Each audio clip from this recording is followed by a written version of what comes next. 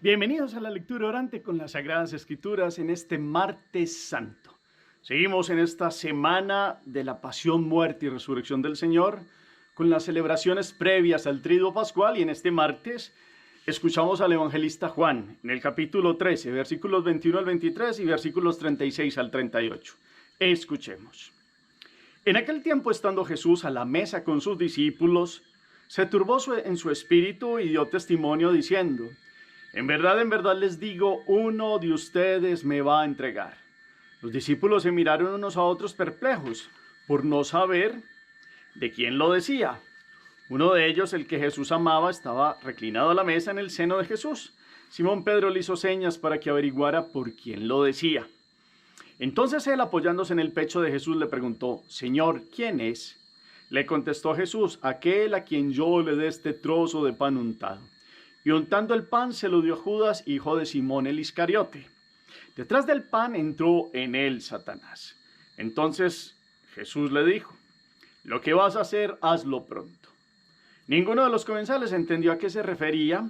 Como Judas guardaba la bolsa, algunos suponían que Jesús le encargaba comprar lo necesario para la fiesta o dar algo a los pobres. Judas, después de tomar el pan, salió inmediatamente. Era de noche. Cuando salió, dijo Jesús: ahora es glorificado el Hijo del Hombre y Dios es glorificado en él. Si Dios es glorificado en él, también Dios lo glorificará en sí mismo. Pronto lo glorificará. Hijitos, me queda poco de estar con ustedes. Me buscarán, pero lo que le dije a los judíos se los digo ahora a ustedes: donde yo voy no pueden venir ustedes. Simón Pedro le dijo: Señor, ¿a dónde vas? Jesús le respondió: a donde yo voy no me puedes seguir ahora, me seguirás más tarde. Pedro replicó: Señor, ¿por qué no puedo seguirte ahora? Daré mi vida por ti. Jesús le contestó: ¿con qué darás tu vida por mí? En verdad te digo, no cantará el gallo antes de que me hayas negado 3 veces. Palabra del Señor. Gloria a ti, Señor Jesús. Pidamos la fuerza, la luz del Espíritu. Ven, Espíritu Santo, llena los corazones de tus fieles y enciende en ellos el fuego de tu divino amor. Envía tu Espíritu y todo será creado y renovarás la faz de la tierra. Espíritu Santo, ilumínanos y santifícanos con tu gracia, presencia y luz. Amén. Vamos otra vez con la mirada al texto. Los ojos se posan en las letras y el corazón reposa en el sentido. ¿Qué dice Juan en su capítulo 13, versículos 21, 33 y 36 al 38? ¿Con quién está Jesús? ¿Qué les dice? Dice: en verdad, da una noticia. Uno de los apóstoles le dice al otro que averigüe, el otro averigua, el Señor le hace una seña de algo que va a hacer para darle la indicación. En ese momento los demás no comprenden qué está pasando, a qué se refiere, y después Jesús da una advertencia clara de lo que significa la glorificación. ¿A qué se refiere? Después les dice a ellos que lo van a buscar y no lo encontrarán. ¿Y qué más les dice? Y entonces hay otro apóstol que vuelve a hablar y Jesús le da algo de la constatación que también va a pasar con él. Hacemos la pausa, la palabra resuena. En la segunda lectura nos quedamos con un versículo, con una expresión, con un gesto. Lo que escribimos en el chat. La tercera lectura, acuérdense, siempre es como una síntesis para que pasemos lo leído a la mente y después lo bajemos de la mente al corazón. Martes Santo. Hemos celebrado ya la entrada triunfal, hemos ayer visto la unción en Betania, hablábamos de la fragancia, del aroma de la casa que se llenó del perfume de ese nardo con el cual María ungió al Señor, y ese perfume fuerte y de un olor agradable que nosotros nos remitimos a la fragancia del olor de Cristo que hemos recibido en la unción del bautismo. Entonces, esta Semana Santa tiene que ser como un aroma y una fragancia de cielo. Pero esa fragancia del cielo costó la redención a través de la sangre. Y no solo del dolor físico, sino del dolor del amor que es traicionado y del amor que es negado. Ese es el trasfondo de hoy. En el contexto de la última cena, Jesús da esta gran verdad. En verdad les digo, uno de ustedes me va a entregar. Todos preguntaban quién era y Pedro le dijo a Juan: bueno, pues como quien dice usted que él le dice todo, vaya y pregúntele. Y él recostó la cabeza en el corazón y Jesús le dio la señal de que le iba a entregar un pedazo de pan mojado y se lo entregó a Judas y Judas se lo comió. Después de tomar esto, el Señor le dijo, lo que vas a hacer, hazlo pronto. ¿Qué quedó en el ambiente? Como Judas manejaba el dinero, pensaron que el Señor le había puesto a ir a donde los pobres o a hacer una función específica, y por eso en ese momento el Señor pudo hacer que los discípulos no se fueran contra Judas. El único que lo sabía era Juan, pero Juan guardó silencio por petición del Señor, porque Juan ha sido prudente. Juan inclusive ya nos había dicho que Iscariote era ladrón, lo había dicho el día de ayer, lo conocía bien, sabía lo que venía dándose en el corazón de Judas, y Juan, el discípulo puro, que ha escuchado digamos así, el corazón palpitante de su Señor, en ese momento sabe, pero los demás no entienden. Y es el dolor que anuncia el Señor, la traición de Judas. Y después, como empieza a decirle a los apóstoles que se van y no lo pueden acompañar todavía, Pedro dice, ¿a dónde vas, Señor? Y yo iré, daré mi vida por ti. Y ahí es donde Jesús le profetiza cómo él, antes de que él cantara el gallo, lo negaría 3 veces. Aquí hay 2 personajes, Judas y Pedro. Judas es el hombre que, lleno de intenciones muy humanas, entrega a su Señor porque digámoslo así, se decepciona de no encontrar en él aquel hombre guerrero, mesías, político, avasallador, que iba a tener un dominio y iba a llevar a la gloria de Israel, y él iba a ser una especie de superministro. Cuando se da cuenta que el Señor, ya se lo había explicado muchas veces, no iba a tener ese tipo de triunfos humanos, lo vende al mejor postor. Entonces es un odio que traiciona, es un hombre que no comprende el que más lo ha amado, el que más lo ha querido, el que más, inclusive de muchas formas, Jesús le habló al corazón, pero Judas tomó una decisión. Y ante este gesto de Jesús, que sería como para que reaccionara, toma la decisión y sale a entregarlo. De hecho, Judas toda esa semana estuvo preguntándole al Señor dónde iban a dormir, dónde iban a estar, y el Señor Jesús inclusive había hablado en clave cuando les dijo, cuando lo del burrito, vayan y pregúntenle a fulano no sé qué, tal cosa, y después cuando terminó el día, el domingo de Ramos, él preguntaba que dónde iban a dormir, y el Señor Jesús le dijo, de pronto, donde mis hermanos galileos, y él le decía, ¿por qué? Y Jesús, no, pues porque yo amo a los de mi región, y entonces no le decía por las noches dónde se iba a quedar, porque todavía no coincidían los planes del hombre con el plan de Dios. El plan de Dios llegaría el viernes de la pasión y ya estamos en el jueves previo. Entonces ahora sí está diciéndole Jesús de cierta manera, ya sabes dónde estamos.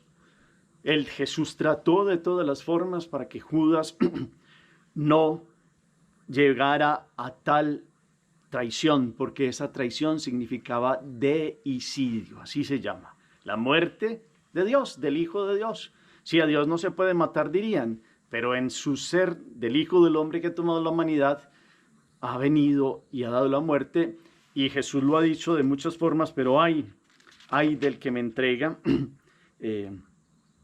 lo dirán en una manifestación como tristemente un hombre que tomó una decisión y se desesperó y después se suicidó. Pedro es otro tipo de hombre. Pedro es el hombre franco que verdaderamente quiere a Jesús, pero se deja llevar de su propia fuerza. Y no sabían todos que llegaría el día de las tinieblas, donde las tinieblas pensaban que vencían, generando el odio satánico que se generó en aquel día para cambiar de aquel bendito el que viene en el nombre del Señor, para que otros terminaran diciendo crucifícale, crucifícale. Pero resulta que el mal fue vencido en la entrega del Hijo de Dios, que vino a ser el Cordero entregado. Pedro entonces, muy llevado de siempre, decía las cosas de primero y como confiando en las fuerzas. Después, cuando vio que lo negó, lloró amargamente su pecado. La diferencia entonces de 2 corazones, uno se arrepintió, el otro se desesperó. ¿Qué nos lleva a esto en la meditación? Los seres humanos tenemos que purificar el corazón y la intención del alma, y en este caso concreto en el seguimiento de Dios.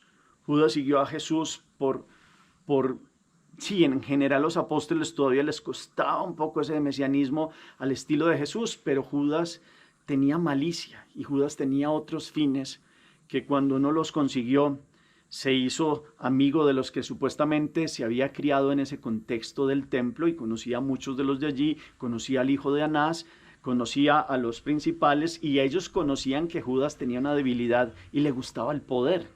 Y fueron creándole todo un ambiente para hacerle ofrecimientos, hasta que Judas, también lo vamos a ver mañana, fue y negoció la entrega del Señor. Y después de eso para él fue una fatalidad porque vino el desespero y vino el suicidio. Pedro lloró amargamente su pecado y después veremos cómo en la resurrección Jesús le hace una triple confesión para que él en su triple expresión le diga que lo ama y que lo quiere, y entonces el Señor lo ratifica en el apacentar las ovejas. Dos corazones que nos muestran la humanidad y en la fragilidad. ¿Será que ustedes y yo cómo nos comportamos en el seguimiento de Dios? ¿Por qué lo seguimos? Sabemos que no ponemos nuestras fuerzas en nosotros, sí, somos dueños de nuestra libertad humana, pero ¿cómo le pedimos a Dios la gracia para ser fieles? Porque el enemigo anda como león rugiente, y en estos contextos los dos probaron fragilidad humana, pero el uno con una malicia y una perversión más fuerte. El otro después se arrepintió y se dio cuenta que había puesto sus fuerzas en él, y que de aquí en adelante eso le serviría de un aprendizaje para que cuando llegaran otros que se equivocaron, supiera que él, que es la cabeza, la piedra de la iglesia, Cefas, Pedro, debía tener misericordia de los otros porque él verdaderamente también había fallado. Y empieza entonces toda una pedagogía del Jesús que levanta a Pedro y que muestra cómo hay que pedirle a Dios la gracia, la fuerza para combatir el mal, para no pensar que nosotros solos todo lo podemos, sino que es con la ayuda de Él. Y para que no nos vayamos más allá, porque cuando uno no tiene un corazón limpio y va permitiendo ciertas cosas como las que fue permitiendo Judas Iscariote, el hijo de Simón, el Iscariote, el hijo de María, de Simón, de Cario, de una ciudad que quedaba relativamente en el sur, cerca de Jerusalén, se había criado con los mejores hombres que sabían de la palabra. Si a alguno de los discípulos se le pediría más, sería él, porque se crió en ese contexto de ahí de Jerusalén, y resulta que al final fue el que menos supo dar. Entonces hay que tener cuidado de las motivaciones y de nuestro corazón, porque cuidado el que esté muy seguro no caiga. Lo dice San Pablo también como quien dice, es la fuerza de Dios, es la gracia de Dios que nos da la fuerza ante la tentación y ante la acechanza del mal.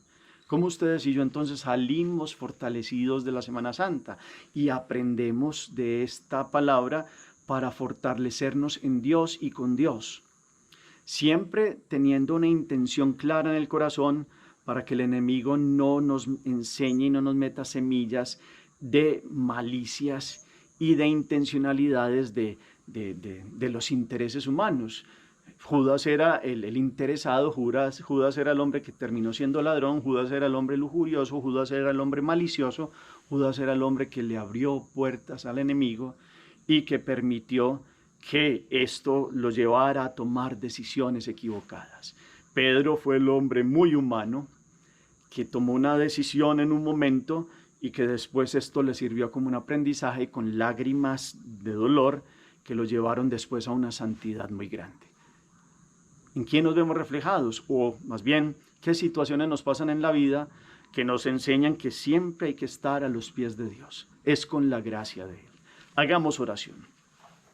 Bendito sea, Señor, por esta palabra que nos da tu fuerza, que nos permite para que aprendamos por contraste y para que sepamos reconocer que es con tu fuerza, con tu gracia y con tu respaldo. Porque cuando permitimos que el mal entre, podemos llegar a tomar malas decisiones, como lo hemos visto hoy en el amor traicionado y en el amor negado. Sabemos que gran parte de tu dolor no solo fue el físico, que fue horrendo, sino también el dolor del corazón, el dolor psicológico, el dolor moral, de la traición y de la negación, y del abandono de los otros discípulos. Que nosotros Dejemos atrás cualquier tipo de abandono. Dejemos atrás todo tipo de negación para que podamos caminar verdaderamente en fidelidad, como el apóstol Juan, que fue digno, testigo tuyo, que no solo con Pedro, sino que estuvo ahí siguiéndote también en los distintos recorridos del proceso y supo estar en pie al firme a la cruz. Y para llegar a eso necesitamos purificar nuestro corazón. Te pedimos y te decimos, oh Dios, crea en mí un corazón puro, renuévame por dentro con espíritu firme. Amén. ¿Qué acción nos traza hoy la palabra? ¿Qué propósito queda en el corazón con estos ejemplos que hemos escuchado hoy? Gracias por el eco que colocan al final del chat. Quedémonos reflexionando con el Salmo, contemplando mi boca contará tu salvación, Señor. Gracias por el eco que colocan al final del chat. El Señor esté con ustedes. Y la bendición de Dios Todopoderoso, Padre, Hijo y Espíritu Santo descienda sobre ustedes y los acompañe siempre. Podemos seguir en paz. Demos gracias a Dios. Feliz día para todos.